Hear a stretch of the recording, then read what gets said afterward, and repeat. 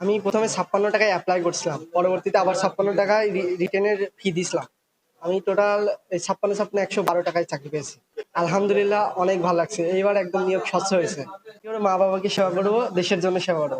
In total ১২০ টাকাতে আমাদের চাকরি হয়েছে। তো লোকে অনেকে বলে যে ১২০ টাকাতে চাকরি হয় না, অনেক টাকা লাগে। এগুলো আসলেই আমার জানা মতে এগুলা ঠিক না। তো আমার ১২০ টাকাতেই চাকরি হয়েছে। তো আমার দিক থেকে যেহেতু আমরা কোনো টাকা অন্য কোনো টাকাতে বা অন্য বেশি অ্যামাউন্টে চাকরি পাই নাই, তো আমরা দেশের শান্তি শৃঙ্খলার দিক থেকে দেখব, যেগুলো আমাদের দায়িত্ব যথাযথভাবে পালন করার চেষ্টা করব।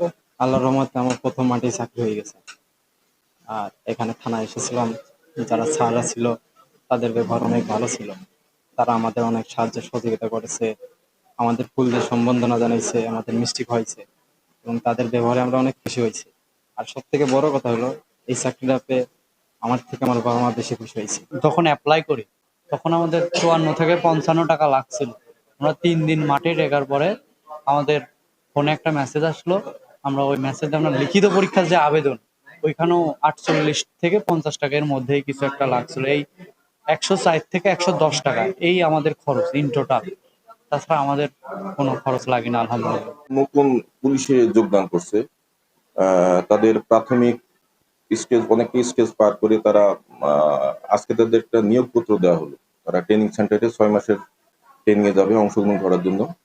তো তাদেরকে নোটিশ দিয়ে জানানো হলো তারা কি করবে না করবে। পাশাপাশি তাদেরকে নিয়ে আমরা একটু শুভেচ্ছা জানালাম, মিষ্টিমুখ করলাম এবং স্টিকার দিলাম এবং তাদেরকে ভবিষ্যতে কিভাবে চলবে পারিবারিক এবং তাদের কর্মময় জীবন, তাদের প্রাথমিক একটা দিক নির্দেশনামূলক তাদের কিছু বক্তব্য দিলাম এবং তাদের বললাম ভালোভাবে চলার জন্য।